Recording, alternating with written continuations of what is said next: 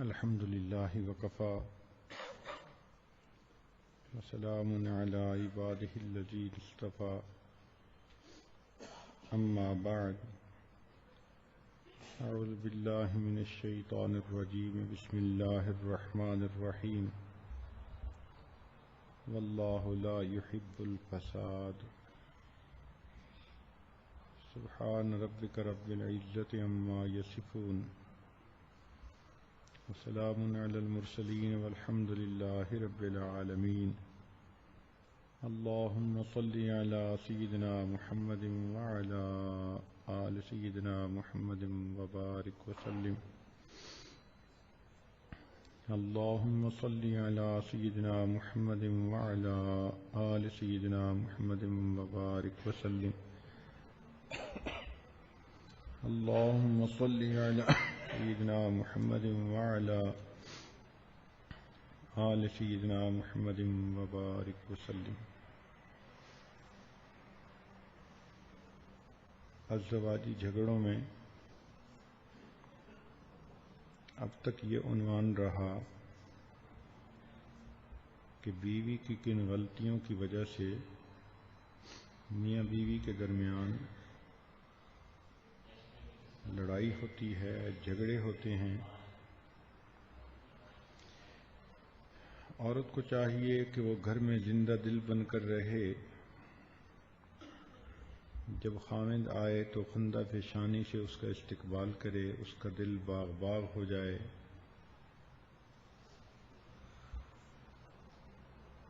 کھانے کے وقت دسترخوان پر اپنے خاوند کے ساتھ دلچسپ باتیں کرے۔ جب ذہن میں بے فکری ہوتی ہے تو دال میں بھی قورمے کا مزہ آتا ہے۔ تو بیوی اپنی شیریں زبانی سے اپنے خاوند کے غم کو ختم کر دے، اس کے جتنے بھی کام ہوں ان کو اپنے ہاتھوں سے کرے اور اس کو سعادت سمجھے۔ خاوند کی خوشی کو اپنی خوشی اور خاوند کے غم کو اپنا غم سمجھے۔ خرچ اخراجات کے معاملے میں کفایت شعاری سے کام لے۔ برے وقت کے لیے کچھ نہ کچھ رقم ہمیشہ الگ رکھنے کی کوشش کرے۔ اگر کبھی خاوند کو کوئی ضرورت ہو اور واقعی وہ ٹینس کنڈیشن میں ہے تو اس وقت وہ رقم اس کو پیش کر سکتی ہیں اور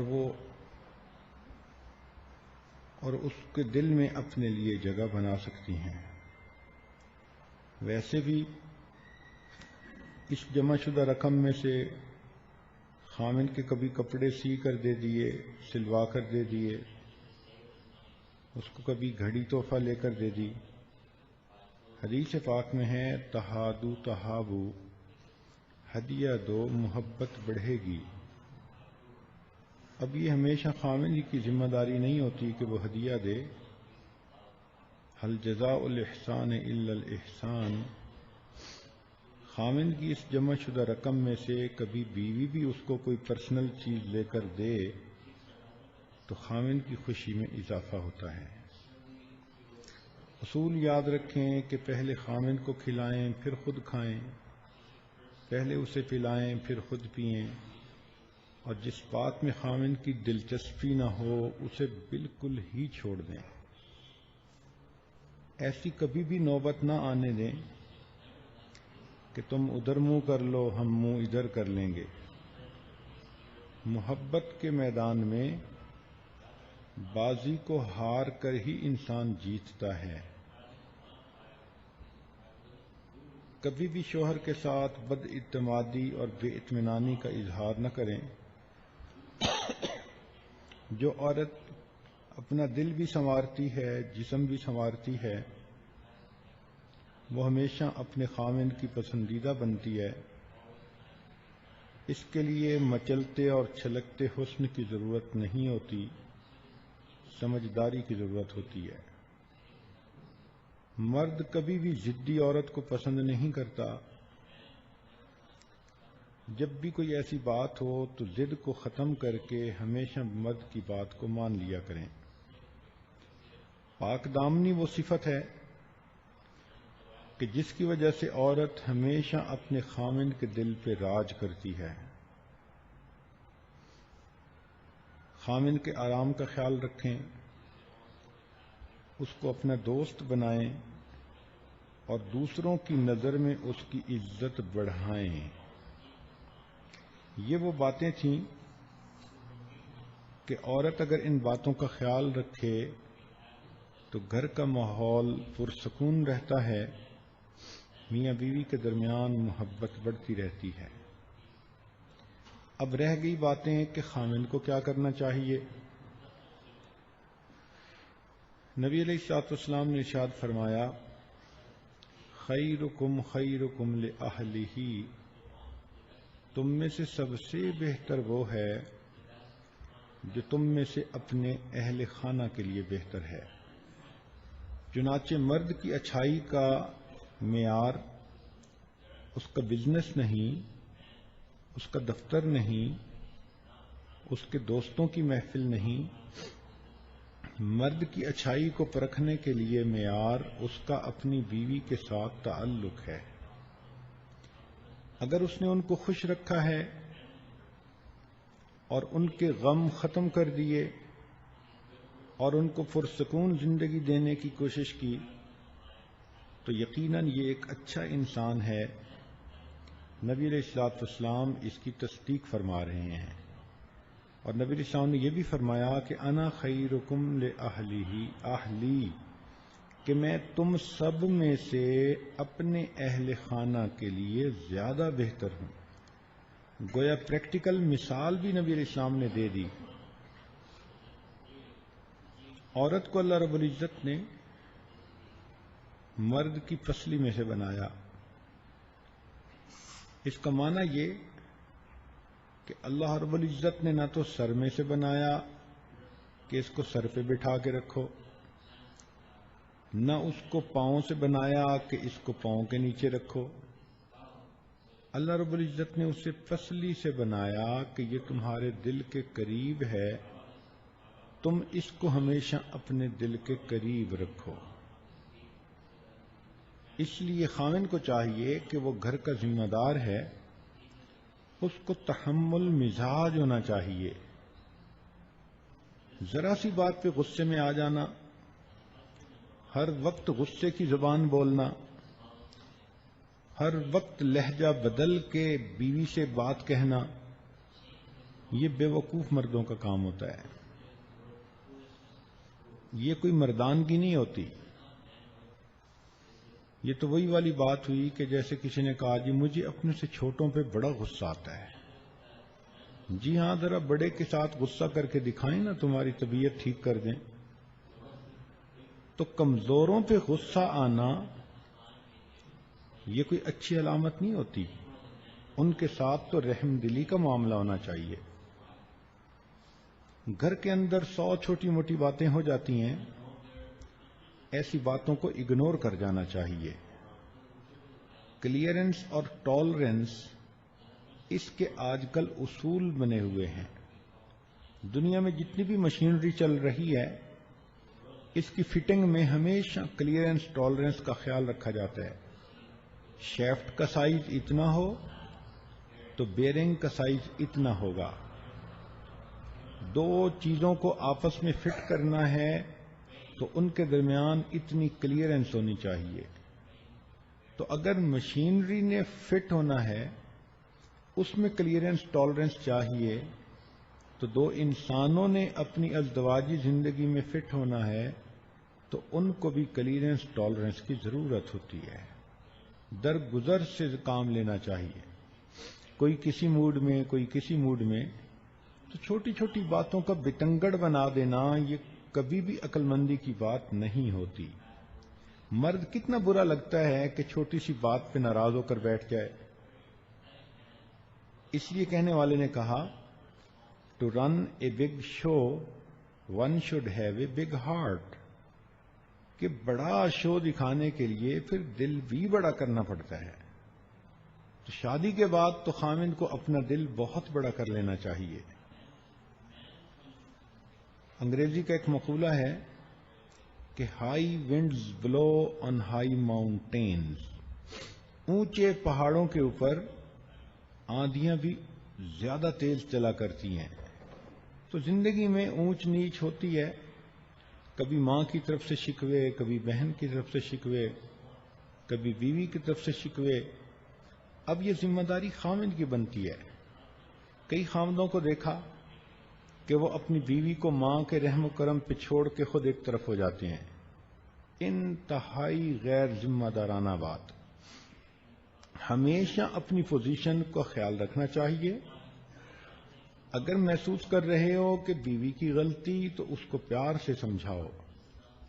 اگر سمجھ رہے ہو کہ امی اس وقت ضرورت سے زیادہ اس پر سختی کر رہی ہے تو بڑے ادب کے ساتھ امی کی خدمت میں گزارش کرو.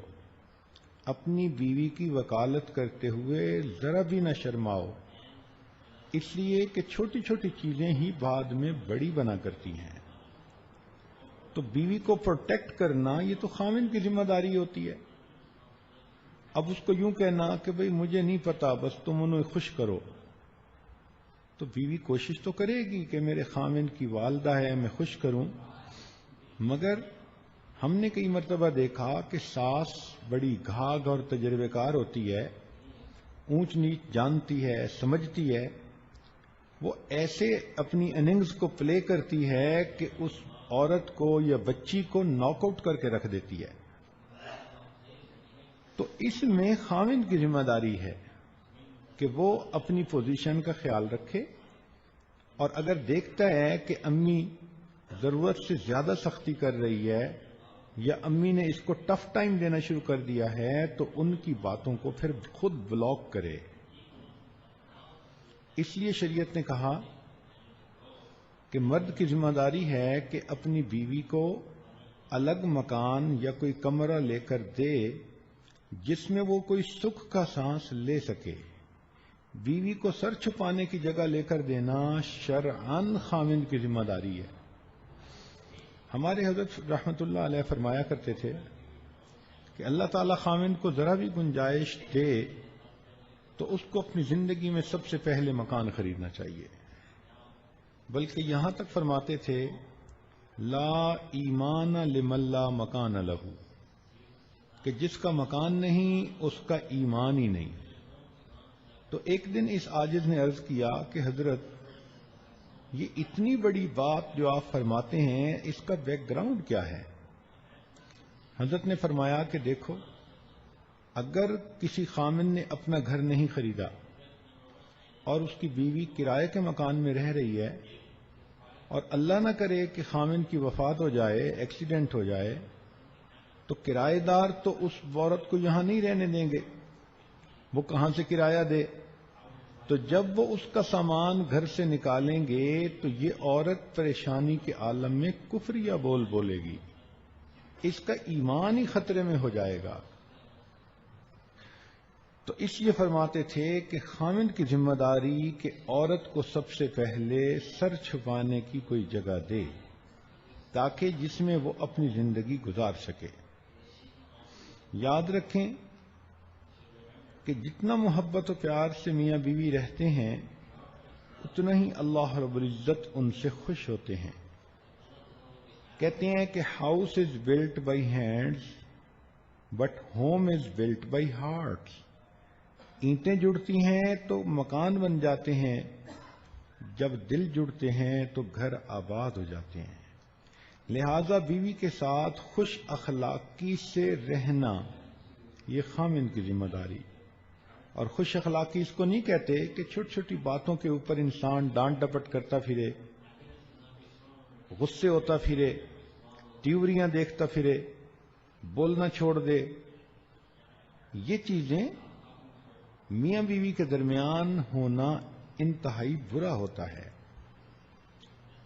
یاد رکھیں کہ جو خامند پیار کے ذریعے اپنی بیوی کا دل نہ جیت سکا وہ تلوار کے ذریعے بھی بیوی کا دل نہیں جیت سکتا. یہ سمجھنا کہ میں ڈانٹ ڈپٹ سے سب سیدھا کر دوں گا، یہ ہرگز ٹھیک نہیں ہوتا۔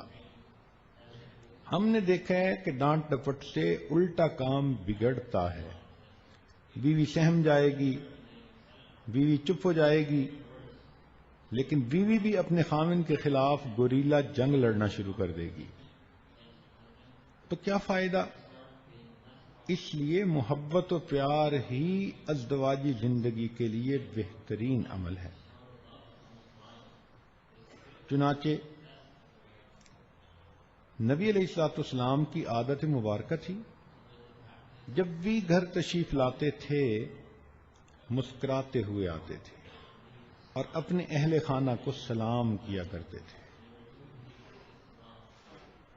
مسکراتے ہوئے آنا اور گھر والوں کو سلام کرنا یہ ابتدا ہے اچھے ماحول کی۔ جب خاوند مسکراتا ہوا آئے گا تو یقیناً بیوی بھی مسکرائے گی اور دونوں محبت و پیار سے رہیں گے۔ ایک مرتبہ میرے پاس ایک میاں بیوی کا معاملہ آیا۔ شادی کو 3 سال گزر چکے تھے، دونوں لکھے پڑھے، اچھی فیملی کے بچے، دونوں وید تھے، نیک بھی تھے۔ وہ کہنے لگے جی کہ ہم اس نتیجے پر پہنچے ہیں کہ ہمارا گزارا نہیں ہو سکتا۔ کیوں نہیں ہو سکتا؟ کہنے لگے اس لیے کہ بس ہماری طبیعتیں نہیں ملتی، ہم آپس میں ہر وقت آرگومنٹس کرتے رہتے ہیں، کوئی دن زندگی کا ایسا نہیں کہ ہماری آپس میں بحث نہ ہوئی ہو۔ ہم تنگ آ چکے ہیں اور ہم نے بڑے ٹھنڈے دل و دماغ سے سوچا ہے کہ ابھی تو عمریں دونوں کی ایسی ہیں کہ کوئی نہ کوئی دوسری صورت بھی بن جائے گی، تو کیوں ہم اپنی زندگیاں برباد کریں۔ ہم اپنے ماں باپ کو بتانا چاہتے تھے، اس سے پہلے ہم نے آپ کو بتانا مناسب سمجھا، چونکہ آپ ہماری تربیت کے ذمہ دار۔ میں نے ان سے چند منٹ بات کی اور فگر آؤٹ کر لیا کہ مسئلہ کیا ہے۔ ان دنوں کچھ کام کاروبار کی پوزیشن اچھی نہیں تھی، تو خاوند کے 1-2 جو معاملات تھے وہ پھنس گئے، پیمنٹس رک گئیں، تو وہ بہت ٹینس ہوتا تھا۔ اس لیے جب دفتر سے گھر آتا تھا تو بہت سنجیدہ، بیوی کھانا پکا کے 1-2 گھنٹے سے انتظار میں بھوکی بیٹھی ہے کہ خاوند آئے گا، میں مل کے کھانا کھاؤں گی۔ جب وہ خاوند کا چہرہ دیکھتی کہ اتنا سیریس، تو نتیجہ وہ یہ نکالتی کہ شاید میں اپنے خاوند کو پسند ہی نہیں، اور جب وہ یہ سوچتی کہ میں اپنے میاں کو پسند ہی نہیں تو اسے غصہ آتا، کیونکہ وہ خوبصورت بھی تھی، نیک بھی تھی، تعلیم یافتہ بھی تھی، اچھے گھرانے کی تھی اور اس کی فرسٹ کزن بھی تھی۔ وہ کہتی تھی میرے اندر کیا کمی ہے جو یہ خاوند میری طرف پیار سے نہیں دیکھتا۔ چنانچہ بیوی بھی چڑ جاتی، خاوند ویسے سیریس ہوتا، اور دونوں کے درمیان پھر ایک دوسرے کے ساتھ خوب بحث مباحثہ ہونے لگ جاتا۔ میں نے ان کو کہا کہ دیکھیں آپ لوگ اپنا یہ فیصلہ 6 مہینے کے لیے روک لیں، ڈیفر کر دیں، اور میں آپ لوگوں کو ایک ایک کام ذمہ لگاتا ہوں، وہ آپ نے کام کرنے ہیں۔ پھر 6 مہینے کے بعد آپ ایویلیویٹ کرنا کہ ہم آپس میں اکٹھے رہ سکتے ہیں یا نہیں رہ سکتے۔ ان کا ٹھیک ہے۔ چنانچہ میں نے خاوند کو کہا کہ جب آپ نے گھر آنا ہے تو نبی علیہ الصلوۃ والسلام کی سنت پر بھی عمل کرنا ہے کہ مسکراتے چہرے کے ساتھ آؤ اور اپنے اہل خانہ کو سلام کرو۔ تم نے اس سنت کو چھوڑا اور اس کی بے برکتی سے تمہارے گھر سے خوشیاں روٹھ گئیں۔ جب آپ آیا کرو تو بزنس کی پریشانیاں دفتر میں لاک اپ کر کے آیا کرو۔ بیوی کا قصور نہیں ہے کہ تمہارا بزنس نہیں چل رہا۔ جب آؤ تو وہ بیچاری 1-2 گھنٹے سے انتظار میں ہے، تو چہرے کے اوپر خوشی ہو، کھلا ہوا چہرہ ہو، انسان کے محبت کے جو ہے نا وہ آثار چھلک رہے ہوں۔ تو ویسے تو بڑی سنتوں کا خیال کرتے ہو، تو اس سنت کا خیال کیوں نہیں کرتے؟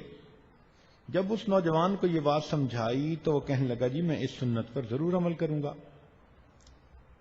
میں نے کہا بیوی کو کہ اب آپ نے ایک عمل کرنا ہے کہ جب خاوند آئے تو آپ نے ہمیشہ دروازے پہ آ کر استقبال کرنا ہے اور خاوند کو مسکرا کر دیکھنا ہے۔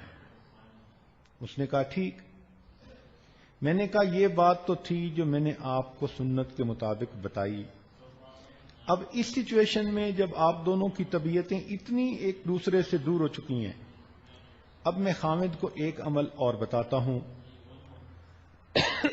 اور وہ اسے ڈیوٹی سمجھ کے کرنا پڑے گا۔ اس نے کہا جی۔ میں نے کہا کہ آپ جب بھی گھر آئیں تو میاں بیوی ہی تو گھر میں رہتے ہیں اور تو کوئی ہے نہیں، تو آپ مسکراتے چہرے کے ساتھ آئیں گے اور جب گھر میں آ جائیں تو آپ اپنی بیوی کو مسکراتا دیکھ کر اس کا بوسہ لیں۔ اب یہ لفظ سن کے خاوند تھوڑا حیران ہو کے میری طرف دیکھنے لگا۔ میں نے کہا تمہاری اپنی ہی بیوی ہے، حیران کیوں ہو رہے ہو؟ اب وہ حیران کہ حضرت کیا کہہ رہے ہیں؟ میں نے کہا کہ تمہیں نفلوں پہ اتنا ثواب نہیں ملنا جتنا اس بوسے پہ ثواب ملنا ہے۔ خیر جب میں نے اسے زور دے کے بات کی تو اس نے بجھے دل کے ساتھ کہہ دیا جی بہت اچھا۔ میں نے اس کو خوب ٹائٹ کیا کہ اگر تم نے یہ عمل نہ کیا تو اس کا مطلب کہ تم اس گھر کو آباد کرنے کے لیے کوشش ہی نہیں کر رہے، سارے ذمہ دار آپ ہوں گے۔ وہ کہنے لگا نہیں جی میں انشاءاللہ اس پر عمل کروں گا۔ 3 مہینے کے بعد دونوں نے فون کیا، ہنستے مسکراتے، کہنے لگے جی کہ ہمیں تو یوں لگا ہے کہ یہ 3 مہینے ہم نے ہنی مون کنڈیشن میں گزارے ہیں، اس لیے کہ جب خاوند گھر مسکراتے ہوئے آتا تھا اور بیوی کو کس کرتا تھا اور بیوی بھی مسکراتی تھی تو پھر سارے گھر میں مسکراہٹیں ہی آ جاتی تھیں، آرگومنٹس ختم ہی ہو جاتے تھے۔ تو کئی مرتبہ ایک چھوٹا سا عمل اجڑتے ہوئے گھر کے آباد کرنے کا سبب بن جاتا ہے۔ میرے پاس لاہور کا ایک نوجوان آیا، انتہائی نیک، تہجد گزار، متقی، پرہیزگار۔ اس کو کوئی 1 سال ہوا تھا بیعت ہوئے، مگر اللہ نے اس کی طبیعت کے اندر نیکی رکھ دی تو وہ خوب تقوی کی زندگی گزار رہا تھا۔ بس آیا تو بڑے غصے میں، پوچھا خیر تو ہے؟ جی بس میں کیا کروں، بیوی ایسی ہے کہ دین کی طرف آنے کو بالکل تیار ہی نہیں، نہ ٹی وی چھوڑتی ہے، نہ یہ چھوڑتی ہے، نہ وہ چھوڑتی ہے، پردے کا خیال نہیں کرتی، فلاں نہیں کرتی، الٹا میں دین کی بات کرتا ہوں تو آگے سے الٹی بات کر دیتی ہے، میں تنگ آ چکا ہوں، بس حضرت مجھے آپ بتائیں میں کیا کروں۔ اب اصل میں وہ مجھ سے سینکشن لینا چاہتا تھا کہ یا تو میں بیوی کی پٹائی کروں یا پھر بیوی کو میں کے بھیج دوں۔ میں نے اس سے بات چلائی اور اس کو کہا اچھا بتاؤ تمہاری شادی کیسے ہوئی؟ پتہ چلا جناب کہ یہ صاحب بھی ویسے ہی تھے 1 سال پہلے، اور دونوں کی آپس میں لو میرج تھی، 1 سال تک ان کا افیئر چلتا رہا، پسند کی شادی تھی۔ تو میں نے اسے سمجھایا کہ دیکھو دونوں کا بیک گراؤنڈ ایک ہی جیسا تھا، فرق یہ کہ آپ کو نیک محفل ملی تو آپ all of the sudden change ہو گئے، تو بیوی کو نہ یہ بیانات ملے، نہ یہ صحبتیں ملیں، نہ یہ خیر کی بات سننے کا موقع ملا، تو بیوی کیسے اتنا جلدی بدل جائے گی؟ ٹائم لے گی، تو کیوں اتنا پریشان ہوتے ہو؟ کہنے لگا جی بس میں کیا کروں، بہت ہی بے دین بن گئی ہے، بہت ہی زیادہ وہ فاسقہ ہے، وہ بار بار یہی بات کرے۔ میں نے اسے کہا اچھا میں آپ کے ذمے ایک کام لگاتا ہوں۔ جی بتائیں۔ میں نے کہا کہ یہ بتائیں کہ کبھی آپ نے کھانا کھاتے ہوئے اپنی بیوی کے منہ میں لقمہ ڈالا؟ کہنے لگا نہیں۔ میں نے کہا کیوں، یہ سنت نہیں ہے؟ کہنے لگا اچھا سنت ہے؟ میں نے کہا ہاں بالکل۔ جاؤ اور جب کھانا کھانے بیٹھو تو جو مٹھائی کا ڈبہ دسترخوان پہ پڑا ہو اس میں سے ایک گلاب جامن اٹھا کے آج اس کے منہ میں ڈال دینا. اب اس کی سانس جیسے رکی ہوئی ہے اور میری طرف دیکھ رہا ہے. چونکہ اس کی طبیعت میں تو سختی تھی, وہ تو پٹائی کے موڈ میں آیا تھا, اور آگے سے اس کو کچھ اور جو ہے وہ نسخہ مل گیا. وہ بار بار میری طرف دیکھے, حضرت اس کے منہ میں ڈالوں تو اور کیا کرنا ہے تم نے, جاؤ جاؤ کہ اس پہ عمل کرو. جی حضرت. پھر میں نے اس کی خوب اچھی طرح خبر لی اور اس کو سمجھایا کہ دیندار لوگوں کی بے جا طبیعت کی سختی اپنی بیویوں کو بے دین بنانے کا بڑا سبب ہوتی ہے. میں نے کہا یہ کہاں کے اخلاق ہیں جو تم سمجھتے ہو کہ بڑے تم اقامت دین کی کوششیں کرتے پھرتے ہو. جاؤ پیار سے رہو, اور کل مجھے آ کے بتانا کہ منہ میں لقمہ ڈالا. کہنے لگا کہ ٹھیک. اگلے دن آیا, اب چہرے پر تھوڑی مسکراہٹ تھی. پوچھا بھئی کیا ہوا؟ کہنے لگا حضرت دسترخوان لگا, پہلے تو میں کھانا ہی الگ کھا لیتا تھا, میں پاس بیٹھا کھانا کھانے لگا. کھانے کے دوران میں نے وہ گلاب جامن اٹھایا اور بیوی کے منہ کی طرف جو کیا تو بیوی حیران. میں نے اسے کہا کہ میں آپ کے منہ میں گلاب جامن رکھنا چاہ رہا ہوں. کہنے لگے خیر اس نے لے لیا, لیکن یکدم اس کی کنڈیشن بدل گئی. وہ مجھے کہنے لگی اینی تم نے یہ کہاں سے سیکھا؟ میں نے کہا کہ مجھے آج پتا چلا کہ یہ سنت ہے. وہ کہنے لگی اچھا, سنت اتنی اچھی ہوتی ہے؟ چنانچہ اس نے پھر مجھ سے دین کی باتیں خود پوچھنی شروع کر دیں, اور دسترخوان سے اٹھ کر اس بچی نے خود اس نماز کو پڑھا جو وقت کی تھی. اب خاوند کی اتنی سی محبت دینے پر وہ بچی دین کے قریب آ گئی, اور چند مہینوں کے اندر وہ باقاعدہ شرعی پردہ کرنے والی تہجد گزار بچی بن گئی. تو خاوند اگر محبت و پیار کے ساتھ رہے تو بیوی کیوں نہیں اس کی وجہ سے اپنی زندگی کو بدلے؟ درمیان میں کوئی نہ کوئی مسئلہ ہوتا ہے. یہ بھی دیکھا ہے نیک دیندار لوگوں میں کہ اکثر و بیشتر ان کے گھروں میں آپس میں محبت و پیار ہوتا ہے. یہ دین دلوں کو جوڑتا ہے.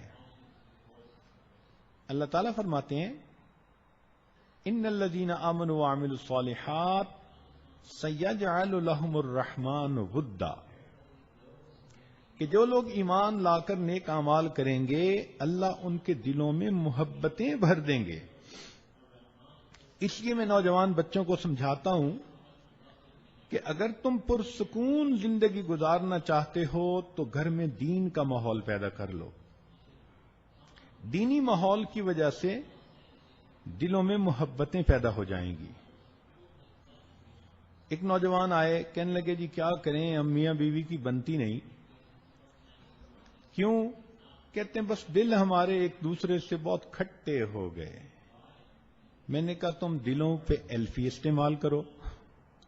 اب وہ مجھے دیکھنے لگا, کہتے جی ایلفی استعمال کریں؟ میں نے کہا ہاں, ایلفی چیزوں کو جوڑ نہیں دیتی, لکڑی کو لوہے سے جوڑ دیتی ہے, پلاسٹک کو وہ لکڑی سے جوڑ دیتی ہے, تو دو چیزوں کو جوڑ دیتی ہے, تو ایلفی دلوں کو بھی جوڑ دیتی ہے. کہنے لگا حضرت ایلفی استعمال کریں؟ میں نے کہا ہاں, اس شریعت کا دوسرا نام ایلفی بھی ہے. تم جاؤ گھر میں دین والی زندگی گزارنا شروع کرو, اللہ تعالیٰ میاں بیوی کے دلوں کو اس طرح جوڑیں گے جیسے ایلفی دو چیزوں کو ایک دوسرے سے جوڑ دیتی ہے. اور واقعی جو محبتیں, جو پیار دیندار جوڑے آپس میں جو ہے تجربہ کرتے ہیں, وہ فسق و فجور میں زندگی گزارنے والوں کو اس کا کیا پتا. لیکن کبھی کبھی ایسا ہوتا ہے کہ بعض دیندار نوجوانوں میں طبیعت کی سختی آ جاتی ہے. یہ خشک ملا, توبہ توبہ, ایسا عجیب حال ہوتا ہے کہ بس ہر وقت روب چلا رہے ہوتے ہیں.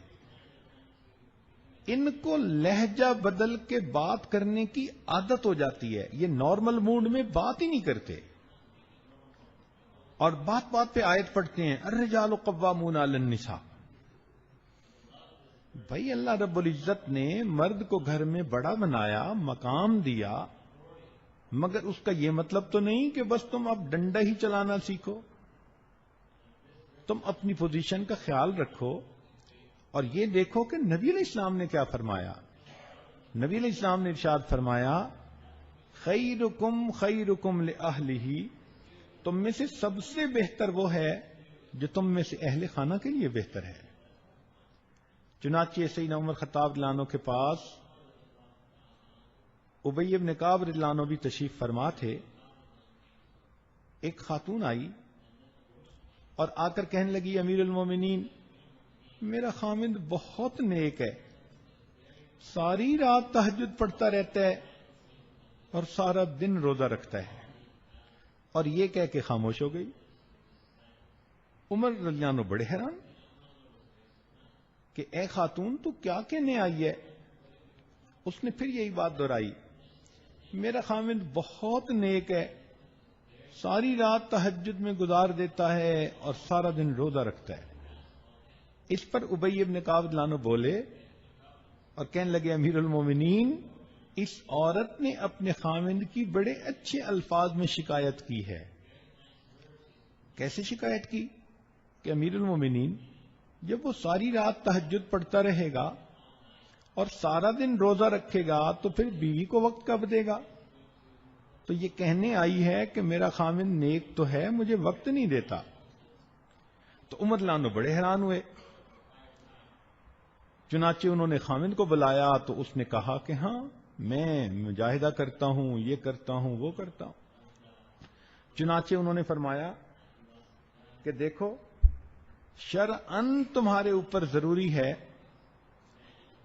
کہ تم اپنی بیوی کے ساتھ وقت گزارو، ہنسی خوشی اس کے ساتھ رہو، اور کم از کم ہر 3 دن کے بعد اپنی بیوی کے ساتھ ہم بستری کرو۔ تو خیر وہ میاں بیوی تو چلے گئے۔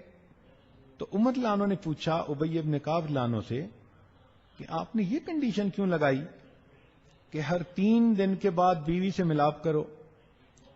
انہوں نے کہا کہ دیکھیں اللہ رب العزت نے مرد کو زیادہ سے زیادہ 4 شادیوں کی اجازت دی، تو اگر 4 شادیاں بھی کسی کی ہوں تو 3 دن کے بعد پھر بیوی کا دن تو آتا ہے نا۔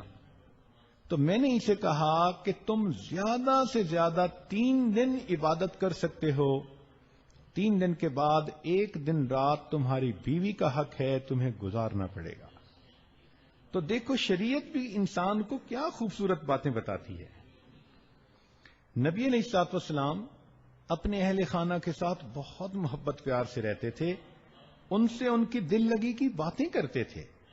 آپ سوچئے نبی علیہ السلام کے دل میں جہنم کا کیا نظارہ ہوگا جو آنکھوں سے دیکھا انہوں نے، اللہ رب العزت کی خشیت اور خوف کا کیا عالم ہوگا۔ نبی علیہ السلام نے فرمایا کہ لوگوں میں تم سے سب سے زیادہ اپنے اللہ سے ڈرنے والا ہوں۔ وہ اللہ کے پیارے حبیب صلی اللہ علیہ وسلم جنہوں نے جہنم کو آنکھوں سے دیکھا، جو اللہ کی عظمتوں سے واقف تھے، ان کے دل پہ کس قدر اللہ کی عظمت کا معاملہ رہتا ہوگا، لیکن وہ اللہ کے پیارے حبیب صلی اللہ علیہ وسلم جب اپنی بیوی کے پاس تشریف لاتے تھے تو ان سے دل لگی کی باتیں فرماتے تھے۔ چنانچہ عائشہ صدیقہ رضی اللہ تعالی عنہا کو نبی علیہ السلام نے 9 عورتوں کی کہانی سنائی کہ کنویں پر پانی بھرنے کے لیے 9 عورتیں اکٹھی ہوئیں۔ ایک نے کہا کہ تم بالکل آج کھری کھری بات سنا دو، تو ایک نے کہا کہ میرا خامند ایسا ہے ایسا ہے ایسا ہے، دوسری نے کہا میرا خامند ایسا، تیسری نے کہا ایسا۔ اب دیکھو اللہ کے پیارے حبیب صلی اللہ علیہ وسلم اپنی بیوی کو ان عورتوں کی کہانی سنا رہے ہیں، اور فرمایا کہ اس میں سے ایک عورت ام زرع تھی، اس نے ابو زرع کے بارے میں کہا کہ وہ تو اتنا مجھے محبت سے رکھتا ہے، اس نے مجھے اتنا کھلاتا ہے، اس نے مجھے سونے سے لاد دیا، اتنی محبت دی. یہ باتیں سنا کر نبی اسلام نے فرمایا، عائشہ، ابو ذرا ام ذرا سے جتنی محبت کرتا تھا میں اس سے زیادہ تم سے محبت کرتا ہوں. اب بتائیں، خامد اگر ایسی بات اپنی بیوی سے کرے گا تو اس کی تو زندگی میں خوشیاں آ جائیں گی، اس کو تو اپنا گھر بستا نظر آ جائے گا. چنانچہ ایک مرتبہ عید کا دن تھا، باہر کچھ حبشی لوگ نوجوان دوڑ رہے تھے، کھیل رہے تھے. تو نبی علیہ الصلوۃ والسلام نے عائشہ صدیقہ رضی اللہ عنہا سے فرمایا کہ عائشہ، کیا آپ یہ کھیل دیکھنا چاہو گی؟ اے اللہ کے نبی، جی دیکھنا چاہوں گی. تو آپ صلی اللہ علیہ وسلم اس طرح کھڑے ہو گئے کہ عائشہ صدیقہ رضی اللہ تعالی عنہا کو اپنی اوٹ میں لے لیا اور آپ کے بازو پر عائشہ صدیقہ رضی اللہ تعالی عنہا نے اپنی ٹھوڑی رکھی اور اس طرح وہ کھیل دیکھنے لگی. نبی علیہ السلام تھوڑی دیر کے بعد پوچھتے کہ تم دیکھ رہی ہو، بس کریں؟ نہیں، اور دیکھنا چاہتی ہوں. 2-3 مرتبہ ایسا ہوا. تو نبی علیہ السلام نے فرمایا کہ تمہیں یہ کھیل بہت اچھا لگا. اب دیکھیے کہ اللہ کے پیارے حبیب صلی اللہ علیہ وسلم پردے کی آیات نازل ہونے سے پہلے یہ کھیل خود اپنی بیوی کو دکھا رہے ہیں.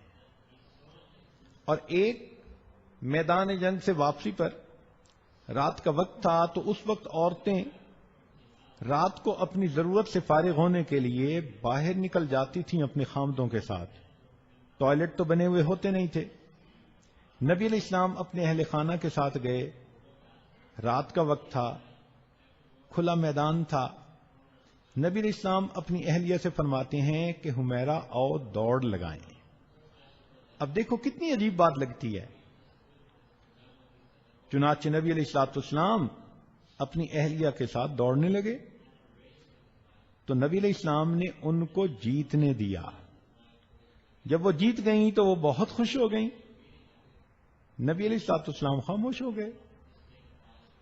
اندازہ لگائیے کہ بیوی کو خوش کرنے کے لیے اگر اللہ کے حبیب اس دوڑ میں تھوڑی دیر کے لیے پیچھے رہ سکتے ہیں تو کیا عام خاوند اپنی بیوی کے لیے خاموش بھی نہیں ہو سکتا؟ کچھ عرصے کے بعد دوبارہ پھر اسی قسم کی صورتحال ہوئی. نبی علیہ السلام نے فرمایا عائشہ دوڑیں. پھر جب دوڑ لگائی، اب اللہ کے نبی آگے بڑھ گئے اور مسکرا کے فرمایا حمیرہ تل کا بتل کا، پہلے تم جیت گئی تھی، اب میں جیت گیا، میں نے تمہارا حساب برابر کر دیا. تو دیکھو بیوی کی دل لگی کے لیے ایسی باتیں. چنانچہ حضرت ڈاکٹر عبدالحی عارفی رحمۃ اللہ علیہ، ان کی بیوی ان کے بارے میں فرمایا کرتی تھیں کہ انہوں نے پوری زندگی کبھی مجھ سے لہجہ بدل کر ہی بات نہیں کی. کیا حسن معاشرت ہے، کیا حسن اخلاق ہے. فرماتی ہیں کہ ناراض ہونا، غصے ہونا تو بڑی دور کی بات، انہوں نے میرے ساتھ کبھی لہجہ بدل کر ہی بات نہیں کی. ہمیشہ ایک محبت پیار کے لہجے میں بات کرتے تھے. جب یہ نوجوان کنوارے ہوتے ہیں اس وقت ان کی سب سے بڑی تمنا شادی ہو جائے، بیوی مل جائے. جہاں ایک دوسرے کے پاس بیٹھتے ہیں کہتے ہیں جی نو لائف وداؤٹ وائف. اس وقت ان کو بیوی کی اتنی انتظار ہوتی ہے، ہر وقت وہی سوچیں، ہر وقت وہی باتیں، وہی ہنسی مذاق نوجوانوں کا. اس وقت کہتے ہیں پتہ نہیں یہ کیا نعمت ہے، اللہ مجھے جلدی دے دے. چنانچہ ایک نوجوان کہنے لگا کہ مجھے تو موت سے محبت ہی اسی لیے ہے کہ وہ آتی ہے، آتا نہیں ہے. تو جب کنوارے تھے تو پھر تو اتنا شوق کہ ہائے اللہ مجھے یہ نعمت دے دے، اور جب وہ بیوی گھر میں آ جاتی ہے تو اب ان کو سختیاں یاد آتی ہیں. اس وقت بھی محبت پیار سے رہیں. چنانچہ نبی علیہ الصلوۃ والسلام کی سواری ایک مرتبہ جا رہی تھی، عائشہ صدیقہ رضی اللہ تعالیٰ عنہا دوسرے اونٹ پر سوار تھیں. اللہ کی شان، وہ اونٹ بھاگ گیا. تو نبی علیہ السلام نے جب دیکھا کہ وہ اونٹ بھاگ رہا ہے تو فرمایا واہ عروساہ، ہائے میری دلہن. اب اندازہ لگائیے کہ اللہ کے پیارے حبیب صلی اللہ علیہ وسلم، اور وہ شادی کا دن نہیں تھا، سالوں گزر گئے تھے شادی کو. اس وقت جب عائشہ صدیقہ رضی اللہ عنہا کا اونٹ بھاگا تیزی کے ساتھ تو نبی علیہ السلام دیکھ کر فرماتے ہیں ہائے واہ عروساہ، ہائے میری دلہن. تو جب خاوند اس طرح بیوی کے ساتھ پیار کرے تو بیوی کیوں نہیں گھر کو آباد کرے گی. چنانچہ ایک مرتبہ انجشہ رضی اللہ تعالیٰ عنہ ایک صحابی ہیں، وہ خواتین کے اونٹوں کو مہار پکڑ کے چل رہے تھے، تو انہوں نے ذرا تیز چلنا شروع کر دیا، ان کے پیچھے اونٹوں نے بھی بھاگنا شروع کر دیا. تو نبی علیہ الصلوۃ والسلام نے جب دیکھا کہ اونٹ تیزی سے بھاگ رہے ہیں تو انجشہ رضی اللہ عنہ کو فرمایا کہ اونٹوں کو آہستہ چلاؤ، اس کے اوپر ہماری شیشیاں سوار ہیں. شیشیوں کا لفظ کیا بتاتا ہے؟ کہ گلاس کی بنی ہوئی کوئی چیز، کہ جس طرح گلاس کی بنی ہوئی چیز کو ذرا ڈیلیکیٹ ہونے کی وجہ سے پیار سے ہینڈل کرنا چاہیے، تو اللہ کے پیارے حبیب صلی اللہ علیہ وسلم نے یہ لفظ استعمال کیا. آپ سوچئے کہ جو اللہ کے پیارے محبوب صلی اللہ علیہ وسلم اونٹ کو تیز چلا کر بھی ان کو تکلیف نہیں دینا چاہتے، وہ اپنی بیویوں کو کتنا خوش رکھتے ہوں گے. اور آج کل کے خاوند تو دل جلاتے ہیں. شادی ہوئی اور بس کئی لوگ تو ایسے ہوتے ہیں کہ جو خود فسق و فجور میں پڑ جاتے ہیں، غیر عورتوں کی طرف متوجہ ہو جاتے ہیں. میاں بیوی کے جھگڑوں کی 75% جو ریزنز ہیں ان میں سے ایک ریزن کہ شادی کے بعد نوجوان مرد غیر لڑکیوں کے ساتھ انوالو ہو جاتے ہیں اور اپنی بیویوں کو اگنور کرتے ہیں. گھر وقت نہیں دیتے، گھر ٹائم نہیں دیتے، گھر آتے ہیں تو ان کو نیند آئی ہوئی ہوتی ہے، بیوی سے بات کرنے کی فرصت نہیں ہوتی، وہ بات بھی کرتی ہے تو 2 لفظوں میں جواب دے دیتے ہیں. کہیں بیٹھے ہوتے ہیں، بیوی فون کرتی ہے تو اچھا تم مجھے کام نہیں کرنے دے رہی، اور کام کیا ہوتا ہے؟ بیٹھے میسج کر رہے ہوتے ہیں. یہ کس قدر ظلم ہے کہ جس بچی کو یہ نکاح کے بعد اپنے گھر لائے، جن محبتوں کی وہ حقدار تھی، اب انہوں نے وہ محبتیں غیر لڑکی کے لیے استعمال کرنی شروع کر دی. اب پیٹ بھرا بندہ آئے، اس کے سامنے بریانی بھی رکھ دو تو اس کا جی نہیں چاہتا بریانی کو ہاتھ لگانے کو. ان کا یہی حال ہوتا ہے کہ باہر فون کر کے باتیں کر کے آئی مس یو، ایسے اپنی محبتوں کے جذبے پورے کر کے آتے ہیں کہ گھر آتے ہیں تو بیوی بریانی کی طرح بھی ہو تو پھر ان کا دیکھنے کو بھی دل نہیں کرتا. جھگڑوں کی بنیادی وجہ. تو نوجوانوں کو چاہیے کہ وہ اپنی ذمہ داریوں کو دیکھیں، گھر میں آ کر ان کا دل نہ دکھائیں بلکہ درگزر سے کام لیں.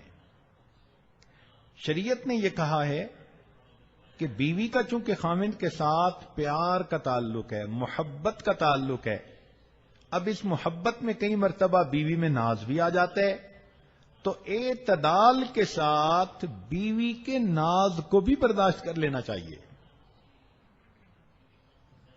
اعتدال کے ساتھ بیوی کے ناز کو بھی برداشت کر لینا چاہیے اور اس پر صبر کر لینا چاہیے. چنانچہ نبی علیہ الصلوۃ والسلام اللہ رب العزت کے پیارے محبوب صلی اللہ علیہ وسلم ہے، ایک مرتبہ ان میں اور عائشہ صدیقہ رضی اللہ تعالی عنہا میں کوئی بات ہو گئی. ابھی یہ بات چل رہی تھی کہ ادھر سے صدیق اکبر رضی اللہ تعالیٰ عنہ تشریف لے آئے. نبی علیہ السلام نے فرمایا ابو بکر تم اچھے وقت پہ آئے. آؤ ہم تمہیں کہتے ہیں تم ہمارے درمیان ایک بات کا فیصلہ کرو. تو صدیق اکبر رضی اللہ عنہ نے کہا جی. تو فرمایا کہ بھئی کون بات کرے گا؟ تو نبی علیہ السلام نے فرمایا کہ میں بات کرتا ہوں، بتاتا ہوں کیا ہوا. تو عائشہ صدیقہ رضی اللہ تعالیٰ عنہا وہ ذرا غصے میں تھیں، کہنے لگی ہاں بالکل آپ ہی بات کریں مگر ٹھیک ٹھیک کرنا. اب ابو بکر صدیق رضی اللہ عنہ نے جب یہ لفظ سنا نا کہ ہاں بات بالکل آپ ہی فرمائیں ٹھیک ٹھیک کرنا، تو انہوں نے عائشہ صدیق رضی اللہ عنہا کے ایک زور کا تھپڑ لگایا. کہنے لگے تجھے تیری ماں روئے، کیا اللہ کے پیارے حبیب صلی اللہ علیہ وسلم ٹھیک بات نہیں کریں گے؟ اب جو تھپڑ لگا بیٹی تھی تو جلدی سے نبی علیہ السلام کے پیچھے چھپی کہ دوسرا نہ پڑ جائے. تو نبی علیہ السلام نے فرمایا ابو بکر ہم نے آپ کو فیصلے کے لیے بھیجا تھا، بلایا تھا، یہ تو نہیں کہا تھا کہ آپ مارنا ہی شروع کر دیں، آپ جائیں ہم اپنا معاملہ خود سمیٹ لیں گے. چنانچہ صدیق اکبر رضی اللہ عنہ وہاں سے چلے گئے. جیسے ہی وہ گئے تو عائشہ صدیقہ رضی اللہ عنہا پیٹھ کے پیچھے سے دوسری طرف آئیں. نبی علیہ السلام نے مسکرا کر دیکھا، فرمایا دیکھا دوسرے تھپڑ سے تمہیں میں نے ہی بچایا ہے نا. اب اتنی سی بات پہ پھر محبت پیار کی زندگی. تو معلوم ہوا کہ بیویوں کے ساتھ تحمل مزاجی کے ساتھ رہنا چاہیے اور اعتدال کے ساتھ ان کے ناز اور نخرے کو بھی برداشت کر لینا چاہیے. اب ساس کو یہ چیز بری لگتی ہے مگر وہ ذرا اپنی زندگی کے پاسٹ پہ نظر دوڑائے نا کہ جب وہ بہو تھی تو وہ کتنے ناز کیا کرتی تھی. اب چونکہ بوڑھی ہو گئی اب اس کو یہ چیزیں اچھی نہیں لگتی. وہ بیٹے کو سمجھاتی ہے کیا تمہاری بیوی بنی رہتی ہے، تم بیوی کے ساتھ بیٹھے رہتے ہو. وہ اصل میں وہ نہیں بول رہی ہوتی، بیچاری کا بڑھاپا بول رہا ہوتا ہے. تو میں سمجھتا ہوں کہ ساس بھی بیچاری بے قصور ہی ہوتی ہے، وہ خود نہیں بول رہی ہوتی، اس کا بڑھاپا بول رہا ہوتا ہے. اگر وہ اس عمر میں ہوتی جس عمر میں یہ بچے اور بچیاں ہیں تو اس کی بھی فریکوینسی ڈیفرنٹ ہوتی.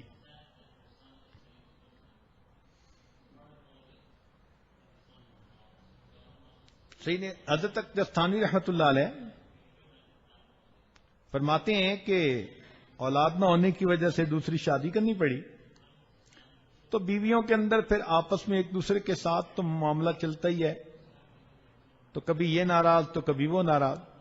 فرماتے ہیں کئی مرتبہ ایسا ہوتا کہ میں اپنے ایک گھر جاتا تو وہ کنڈی لگی ہوتی، وہ کھولتی نہیں تھی. تو فرماتے ہیں کہ دروازے پہ ہی مصلی بچھا کر میں نوافل تہجد کے پڑھ لیتا تھا اور واپس آ جایا کرتا تھا. یہ حکیم الامت ہیں جن کو اللہ نے علم کا سمندر بنایا تھا. فرماتے ہیں کہ میری بڑی اہلیہ ایک مرتبہ جانے لگی کسی دوسرے کا یعنی جگہ پر، مجھے کہہ گئیں کہ گھر میں نے برغیاں پالی ہوئی ہیں تو ان کو اپنے وقت پہ پانی دانا دے دیجئے گا. میں نے کہا بہت اچھا. فرماتے ہیں کہ مجھے بات ہی بھول گئی. اب میں تفسیر لکھنے کے لیے بیٹھا بیان القرآن اور کوئی مضمون وارد نہیں ہو رہا. بڑی اللہ توبہ کی، بڑی دعائیں مانگی مگر کوئی طبیعت میں انشراح ہی نہیں ہو رہا. آمد کا سلسلہ بالکل بند تھا. فرمانے لگے کہ کافی دیر کے بعد میں نے کہا کہ ہو نہ ہو کوئی مجھ سے ایسی کوتاہی ہوئی، گناہ ہوا جس کے وبال کی وجہ سے اللہ نے مجھے جو روز علم میرے اوپر یعنی آتا تھا اللہ نے مجھے اس معرفت سے محروم آج کر دیا. کہنے لگے میں بیٹھ کے سوچنے لگا تو اچانک مجھے خیال آیا اوہو میں نے تو مرغیوں کو آج دانا بھی نہیں ڈالا. فرماتے ہیں میں اٹھ کے فوراً گھر گیا، مرغیاں بھوکی پیاسی تھیں، میں نے دانا ڈالا، ان کو پانی دیا. جب مرغیوں نے وہ پانی پیا اور دانا ڈالا اللہ نے مضامین پھر وارد کرنے شروع کر دیے. میں نے آ کے اللہ کے قرآن کی تفسیر لکھی. اگر مرغیوں کو تکلیف پہنچے تو اللہ اپنی معرفت کے علم کو روک لیتے ہیں. جو اپنی بیوی کا دل دکھائے گا یہ اللہ کی معرفت کیسے پائے گا؟ تو دیندار لوگوں کو اس بات کا خیال رکھنا چاہیے حضرت تھانوی رحمۃ اللہ نے یہ واقعہ لکھا کہ ایک شخص کی بیوی سے کوئی غلطی کوتاہی ہوئی، مگر اس نے اس کو اللہ کی بندی سمجھ کے معاف کر دیا۔ کچھ عرصے کے بعد خاوند کی وفات ہوئی۔ خاوند کسی نے پوچھا خواب میں کہ سناؤ کیا ہوا؟ کہنے لگا کہ اللہ کے حضور پیشی ہوئی، فرمایا تو نے اس موقع پر اپنی بیوی کو میری بندی سمجھ کے معاف کر دیا تھا، آؤ آج میں بھی تمہیں اپنا بندہ سمجھ کے معاف کر دیتا ہوں۔ اللہ اکبر کبیرہ۔ اس سے اندازہ لگائیے کہ اللہ رب العزت کتنا پسند کرتے ہیں اس بات کو۔ چنانچہ ابو الحسن خرقانی رحمت اللہ علیہ شیر کی سواری کر کے آ رہے تھے۔ کسی نے پوچھا کہ حضرت آپ کو یہ کرامت کیسے ملی کہ شیر پہ سوار ہوتے ہیں؟ فرمان لگے ہاں گھر میں میری بیوی تیز مزاج کی ہے، میں اس کی تلخ مزاجی پہ صبر کر لیتا ہوں تو اللہ کا شیر میرے بوجھ کو اٹھانے پر صبر کر لیتا ہے۔ حضرت مرزا مظہر جان جانا رحمت اللہ علیہ بہت ہی زیادہ نازک مزاج تھے۔ ان کے تو واقعات بہت ہی زیادہ ہیں نا، مگر روحانی مقام اتنا تھا کہ شاہ ولی اللہ مدد دہلوی رحمۃ اللہ علیہ فرماتے تھے کہ اللہ رب العزت نے مجھے ایسا کشف دیا کہ میں پوری دنیا کو اس طرح دیکھتا ہوں جیسے ہتھیلی پہ پڑے ہوئے کسی دانے کو دیکھتا ہوں۔ یہ شاہ ولی اللہ محدث دہلوی رحمۃ اللہ نے لکھا ہے، اور فرماتے ہیں کہ اس کشف کے حاصل ہونے کے بعد میں یہ کہتا ہوں کہ اس وقت پوری دنیا میں مرزا مظہر جانا رحمت اللہ علیہ جیسا کوئی دوسرا بزرگ موجود نہیں ہے۔ تو جن کے بارے میں ایک محدث مفسر یہ کہہ رہا ہو وہ مرزا مظہر جانا رحمت اللہ علیہ، ان کو جو یہ ولایت کا مقام ملا اس کی بنیادی وجہ یہ تھی کہ ان کی بیوی ذرا تیز زبان کی تھی، بات بات پہ سخت لفظ بول دیتی تھی، تو انہوں نے اپنی بیوی کے اس ایذا پر صبر کیا، اللہ نے ان کو ولایت کا اتنا اونچا مقام عطا فرما دیا۔ چنانچہ نبی علیہ الصلوۃ والسلام نے ارشاد فرمایا کہ اگر مرد بالکل ہی نرم بن کے رہے تو یغلب نہ کریما، ایسے کریم بندے پر عورتیں غالب آ جاتی ہیں، اور جو بندہ ان کے ساتھ ذرا سختی کا معاملہ کرے تو فرمایا یغلبہن لئیم، کمینے بندے اپنی بیویوں پہ غالب آ جاتے ہیں مار پیٹ کے ذریعے، سختی کے ذریعے۔ تو نبی علیہ السلام نے فرمایا احب ان اکون کریما مغلوبا، میں چاہتا ہوں کہ میں کریم بن کر رہوں اگرچہ میری بیوی مجھ پر غالب ہی کیوں نہ آ جائے۔ یہ اللہ کے پیارے حبیب صلی اللہ علیہ وسلم فرما رہے ہیں۔ بعض اوقات جھگڑے کی ایک وجہ یہ بھی بنتی ہے کہ خاوند اپنی بیوی کو خرچ کے لیے مناسب پیسے ہی نہیں دیتے، کام بھی ہے، کاروبار بھی ہے، مگر گھر میں کنجوس بنے ہوتے ہیں۔ اب ضرورت کی چیز بھی نہ لا کے دینا، یا بیوی کہے جی کہ فلاں چیز کی ضرورت تھی گھر میں اور وہ بھول ہی جانا، جو مردوں کا شیوا ہے، تو یقیناً یہ جھگڑے کا سبب بنے گا۔ تو اعتدال کے ساتھ اس کی ضروریات کو پورا کرنا، اس کو کپڑا جوتی لے کر دینا، ضرورت کی چیزیں لے کر دینا، اچھا کھانا دینا، یہ خاوند کا فرض منصب ہی ہوتا ہے۔ اور شریعت نے تو یہ کہا کہ گھر کے خرچ اخراجات تو اپنی جگہ، اپنی حیثیت کے حساب سے خاوند ہر مہینے بیوی کا جیب خرچ متعین کر دے اور دینے کے بعد اس کو بھول جائے، اس کے بارے میں یہ مت پوچھے کہ کہاں لگایا۔ شریعت کا حسن دیکھیے، شریعت کی خوبصورتی دیکھیے۔ کیوں کہ بیوی کا اپنا تو سورس آف انکم نہیں ہے نا، وہ تو ڈیپینڈ کرتی ہے اپنے خاوند پر۔ اب خاوند اسے ایک پیسہ بھی ضرورت کے لیے نہیں دیتا تو ذاتی ضرورت کی چیزیں وہ کیسے خرید سکے گی، منگوا سکے گی؟ اور پھر اس کی بہن کا بیٹا آیا، بھائی کا بیٹا آیا، بچہ آیا، یہ خالہ ہے، پھوپھی ہے، اس کا بھی جی چاہتا ہے میں کسی کو کھلونا لے کے دوں، سویٹس لے کے دوں، پیار سے کسی کو ہدیہ دوں، تو کیا یہ اپنے خامن سے ہر وقت بھیک مانگتی رہے گی؟ تو شریعت نے کہا کہ تم جیب خرچ متعین کر دو حیثیت کے اعتبار سے، اور اس کے بعد وہ جیب خرچہ دینا شروع کر دو، مگر اس کے بارے میں مت پوچھو کہ اس نے کہاں خرچ کیا۔ ہو سکتا ہے اس کا دل چاہے وہ اپنی کسی غریب پڑوسن، کسی غریب سہیلی کو مدد کرنا چاہے، اللہ کے راستے میں خرچ کرنا چاہے، وہ کر سکے۔ تو شریعت کہتی ہے کہ بیویوں کے خرچ اعتدال کے ساتھ ان کو دینا ضروری ہوتا ہے۔ چنانچہ خاوندوں کو چاہیے کہ اپنی بیویوں کا ماہانہ متعین کریں۔ چند دن ہوئے ایک بزنس مین کے پاس بیٹھے ہوئے تھے، تو کوئی بات کرتے کرتے وہ کہنے لگا حضرت بیوی بہت مہنگی ہوتی ہے۔ مجھے حیرانی ہوئی اس کی بات سن کے کہ اس بندے کو اللہ نے اتنا دیا کہ میرے خیال میں یہ اگر چاہے تو ہر مہینے لاکھوں خرچ کر سکتا ہے، مگر اس کی مینٹیلٹی دیکھیں، کہنے لگے جی بیوی بہت مہنگی ہوتی ہے۔ پیسے کی محبت کا یہ حال۔ ایک جھگڑے کی وجہ یہ بھی بنتی ہے کہ جب شادی ہو جاتی ہے تو خاوند اپنی بیوی کو اپنے ماں باپ سے بھی کئی دفعہ ملنے کی اجازت نہیں دیتے، بس جی کام ہے، بس مصروف ہیں، کبھی غصے سے روک لیتے ہیں، کبھی محبت سے۔ ایک صاحب تھے، حافظ صاحب، 9 سال سے اپنی بیوی کو اپنے ماں باپ سے نہیں ملنے دیا۔ خود رہتے تھے ایمریٹس میں اور اس کے ماں باپ تھے انڈیا میں۔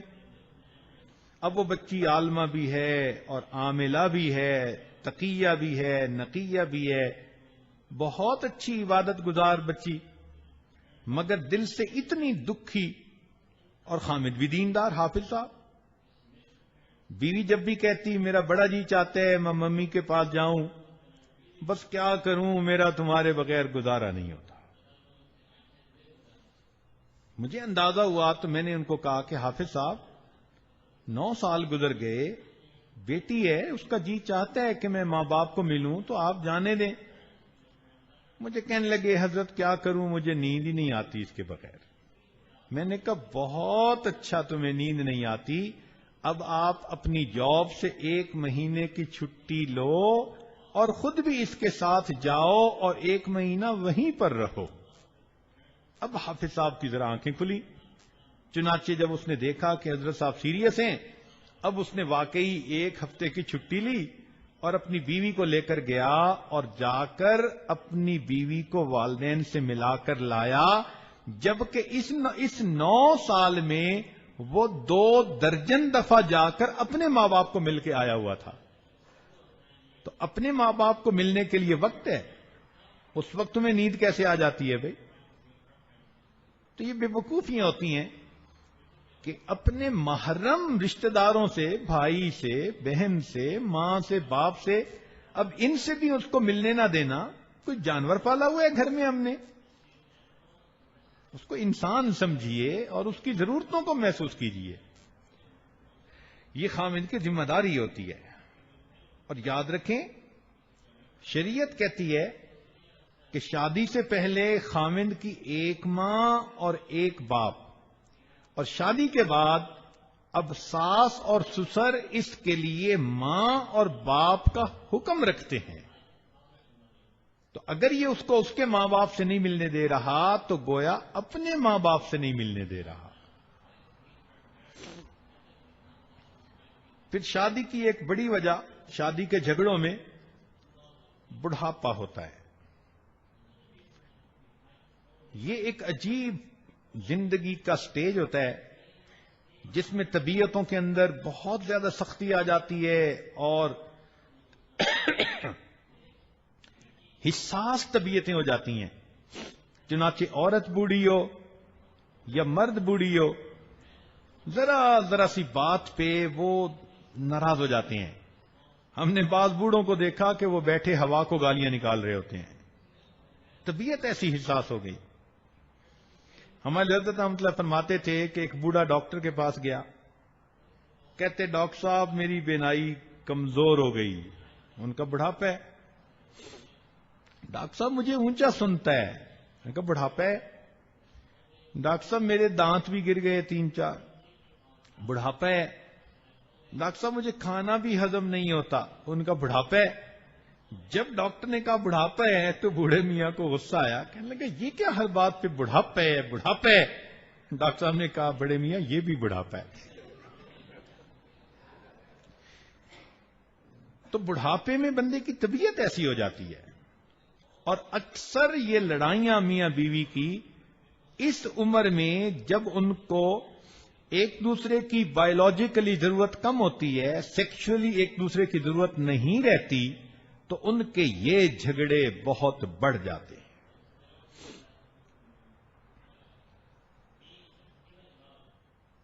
چنانچہ ایک صاحب نے کہا کہ جب میری شادی ہوئی تو میں بولتا تھا اور بیوی سنتی تھی، پھر بچے ہو گئے، ماں کے ووٹ بڑھ گئے، پھر بیوی بولتی تھی اور میں سنتا تھا، اور پھر ہم دونوں بوڑھے ہو گئے تو ہم دونوں بولتے تھے اور محلے والے سنتے تھے۔ تو بڑھاپے کی لڑائیاں ایسی ہوتی ہیں۔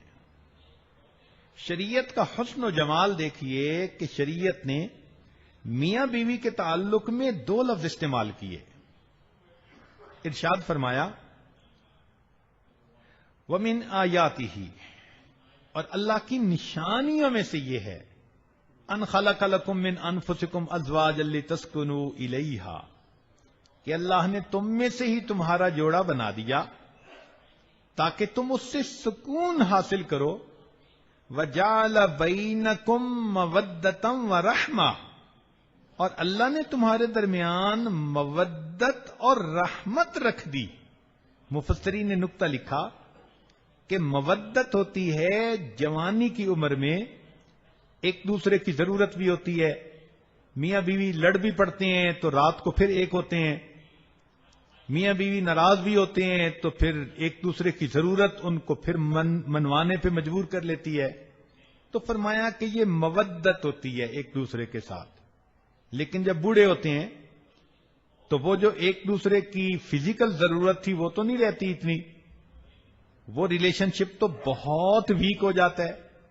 تو فرمایا کہ اب دونوں کو جوڑنے کے لیے کیا چیز ہے؟ فرمایا مودتم و رحمہ، اور اللہ نے تمہارے درمیان رحمت کا تعلق بھی رکھ دیا۔ رحمت کا کیا مطلب؟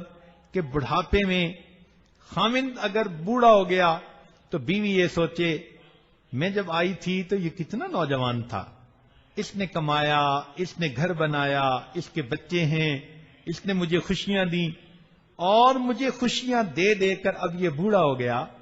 اب اگر اس کی طبیعت میں تھوڑی سختی بھی ہے تو مجھے ایک بیمار کی طرح جیسے بندہ اس کے ساتھ ڈیل کرتا ہے، مجھے اس کے ساتھ اس اتنے عرصے کی محبتوں کا کچھ بدلہ دینا ہے، اور بڑھاپے میں اسی کی خدمت کرنی ہے۔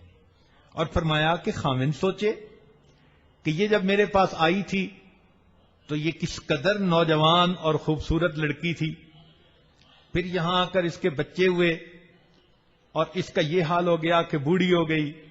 اس لڑکی نے اپنی جوانی میری خدمت کرتے کرتے بڑھاپے کو آ گئی۔ اب اگر بڑھاپے میں اس کی طبیعت میں تلخی ہے، تیزی ہے، کوئی مسئلہ ہے، تو اس نے اپنے آپ کو میری ہی خاطر تو بوڑھا کیا، تو مجھے اس کا لحاظ تو رکھنا چاہیے۔ لہذا بڑھاپے میں جو جوانی کے اتنے سال دونوں نے ایک دوسرے کے محبتیں دیں، فرمایا تم اس کا لحاظ کرتے ہوئے ایک دوسرے کے ساتھ خیال رکھنا، اس کو رحمت کہتے ہیں۔ تو بڑھاپے میں اگر رحمت کا خیال رکھیں اور کہیں کہ جی ہاں اتنی اچھی زندگی گزاری ہے، اب بڑھاپا تو ہمیں ایک دوسرے کے ساتھ اچھا ہی گزارنا چاہیے، تو یقیناً دلوں میں ایک دوسرے کے خلاف نفرتیں ختم ہو جائیں گی۔ یہ بڑھاپے کی نفرتیں اتنی ہوتی ہیں، توبہ توبہ۔ میرے خیال میں اگر خاوند کو کہنا کہ تمہارے ہاتھ میں گولی ہو تو کس کو مارو گے؟ کہے گا بیوی کو۔ اور بیوی سے پوچھو تمہارے ہاتھ میں گولی ہو کس کو مارے گی، کہے گی خامد کو. ایسی نفرتیں ہوتی ہیں ایک دوسرے سے. ایک جگہ مجھے جانے کا موقع ملا، بوڑھے میاں بڑے انڈسٹریلسٹ تھے اپنے زمانے میں اور بڑے ویل ٹو ڈو تھے، بڑی کوٹھی میں رہتے تھے، گھر میں رہتے تھے، مگر جوانی میں تو دین کی طرف اتنا نہیں تھے، تو بڑھاپے میں تھوڑا دین کی طرف بھی آ گئے. میاں بیوی دونوں نے نمازیں بھی شروع کر دیں، مگر بیوی تو وہ بھی امیر خامند کی بیوی تھی اور فسق و فجور میں میاں بیوی دونوں رہنے والے تھے. اس نے جوانی میں خوب ٹف ٹائم دیا تھا اپنے خامند کو، حتیٰ کہ اب میاں بیوی دونوں بوڑھے ہو گئے. اب وہ ملنے کے لیے آئے تو کوئی بات چلی تو درمیان میں کہیں جنت کا تذکرہ آ گیا. تو میں نے جنت کا تذکرہ تھوڑا کر دیا کہ انسان عبادت کرتا ہے تو اللہ نے اس کی آنکھوں کی ٹھنڈک کے لیے جنت میں یہ بنا رکھا ہے. تو جب میں نے یہ ساری باتیں بتائیں تو وہ بوڑھے میاں کہنے لگے کہ حضرت جنت میں میری بیوی تو نہیں نہ ہوگی. میں نے کہا کیوں؟ کہنے لگا اگر یہ جنت میں ہوگی تو میں نے جنت میں نہیں جانا. یعنی اتنا تو وہ تنگ تھا نا کہ کہتا تھا کہ اگر جنت میں یہ ہوئی تو میں نے جنت میں نہیں جانا. پھر میں نے اسے سمجھایا کہ یہ جیسی اب ہے ویسی بن کے جنت میں نہیں جائے گی.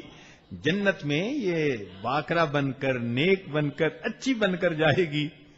مجھے 5-10 منٹ لگے اس بوڑھے کو کنونس کرنے میں. وہ کہتا تھا نہیں میں نے جانا ہی نہیں جنت میں جہاں یہ ہوگی. تو یہ بڑھاپے کے جھگڑے ایسے ہوتے ہیں. تاہم اللہ رب العزت نے قرآن مجید میں عورتوں کے بارے میں ایک سفارش فرمائی ہے. بڑی اہم بات ہے، خامدوں کو دل کے کانوں سے یہ سننی چاہیے. اللہ تعالیٰ ارشاد فرماتے ہیں وَعَاشِرُوهُنَّ بِالْمَعْرُوفِ کہ تم اپنی بیویوں کے ساتھ بڑے اچھے انداز کی زندگی گزارو. عبداللہ ابن عباس عنہ فرماتے تھے کہ جو شخص دنیا میں اللہ کی اس سفارش کا خیال اور لحاظ کرے گا، اللہ تعالی قیامت کے دن اس بندے کے گناہوں کے بخشنے میں اس کا لحاظ فرمائیں گے. اور فرمایا کہ جو اپنی بیویوں کو تنگ کرے گا، ٹف ٹائم دے گا، مصیبت میں رکھے گا، رلائے گا، دکھ پہنچائے گا، فرمایا قیامت کے دن جب اللہ کے حضور جائے گا اللہ تعالیٰ فرمائیں گے کہ دیکھو میں نے سفارش کی تھی، تم بیویوں سے محبت پیار سے رہو، تم اسے رلاتے تھے، تم اس کو تنگ کرتے تھے، راتوں کو سونے نہیں دیتے تھے، تم اسے میکے بھیجتے تھے، تم اسے اتنا زیادہ سرد مہری کے ساتھ پیش آتے تھے، تم نے میری بات کا کوئی لحاظ ہی نہ رکھا، آج تم مجھ سے کس رحمت کے طلبگار ہو. ایسے بندے کو اللہ الٹا جہنم کے اندر لٹکا دیں گے. تو سوچنے کی بات ہے، آج اگر بیوی کا باپ آئی جی ہو پولیس میں اور وہ فون کر دے کہ بھئی میری بیٹی کے ساتھ ٹھیک رہنا، تو نوجوان کانپ رہے ہوتے ہیں کہ یار اگر بیوی نے شکایت کر دی تو اس کے ابو تو میرے لیے مصیبت کر دیں گے. ایک پولیس کا بندہ، ایک دنیا کا حاکم، اگر اس کی بات نہ مانی جائے تو وہ کیا کچھ کر دیتا ہے. ہم اگر خدا کی بات نہیں مانیں گے تو پھر سوچیں اللہ کو کتنا جلال آئے گا. یاد رکھیے جو بلا وجہ اپنی بیویوں کو تنگ کرتے ہیں، ہمارے بزرگوں نے فرمایا کہ جیسے شیر غصے کے عالم میں ہوتا ہے، اللہ تعالیٰ اس خامد کے اوپر اس طرح غصہ فرماتے ہیں.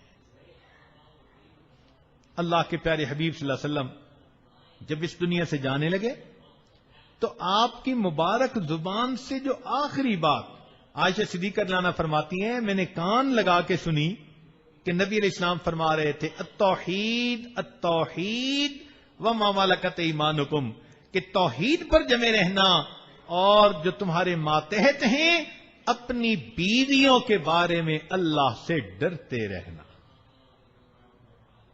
ایک حدیث پاک میں نبی علیہ السلام نے فرمایا لوگوں اپنے ماتحتوں کے ساتھ اچھا سلوک کرنا.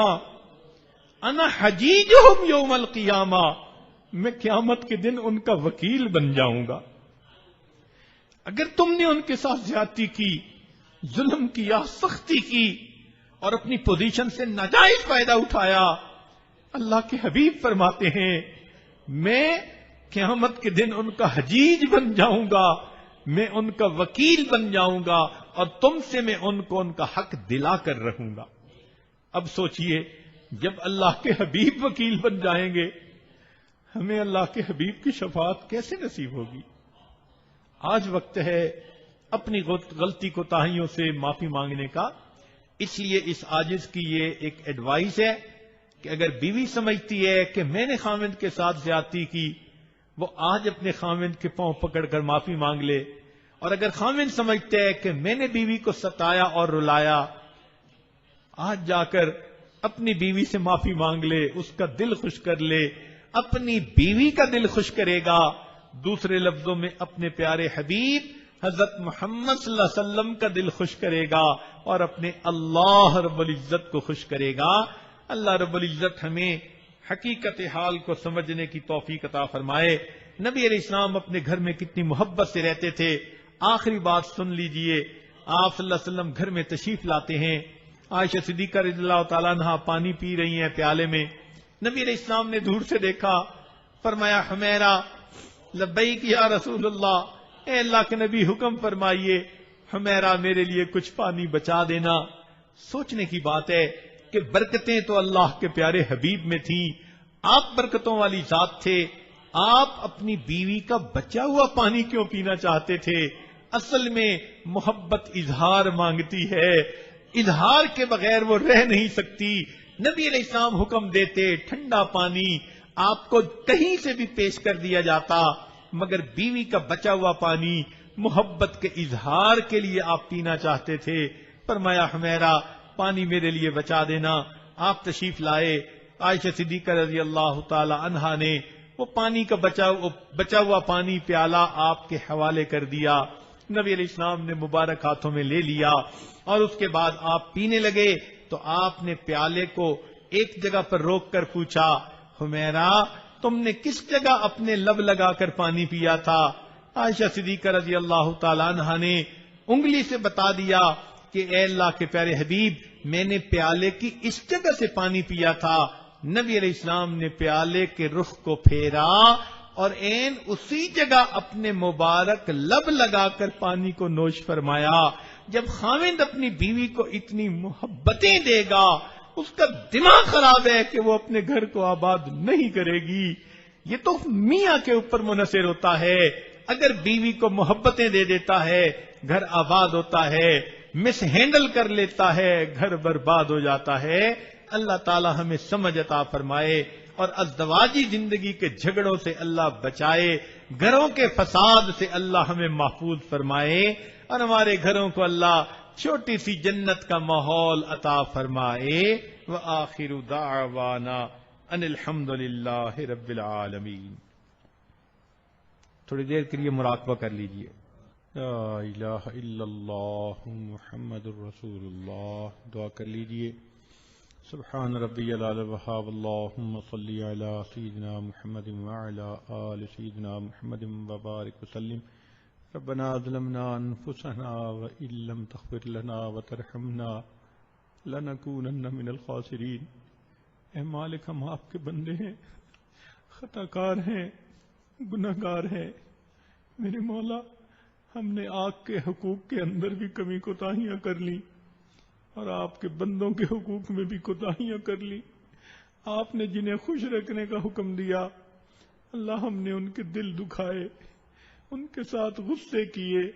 میرے مولا ہمارے اس قصور کو معاف کر دیجئے، اللہ ہمیں معاف کر دیجئے. اللہ قیامت میں اگر ہمارا گریبان پکڑ لیا گیا ہمیں کون چھڑائے گا؟ اللہ کے حبیب فرماتے ہیں کہ میں ماتحت مظلوموں کا وکیل بنوں گا. ہمیں کہاں ٹھکانہ ہوگا؟ اے رب کریم رحمت فرما دیجئے، ہمیں سمجھ عطا فرما دیجئے.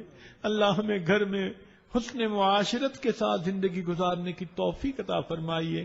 اللہ بیویوں کی طرف سے خاوندوں کے دل خوش کر دیجئے، خاوندوں کی طرف سے اللہ بیویوں کے دل خوش کر دیجئے، تاکہ دونوں اللہ کی رضا کے لیے ایک دوسرے کو معاف کر دیں اور آئندہ محبتوں پیار کی زندگی گزارنی شروع کر دیں۔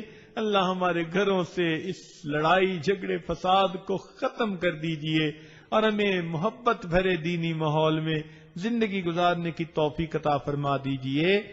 ربنا تقبل منا انک انت السمیع العلیم تب علینا انک انت التواب الرحیم۔ صلی اللہ تعالی علی حبیبہ سیدنا محمد وآلہ واصحابہ اجمعین برحمتک یا ارحم الراحمین۔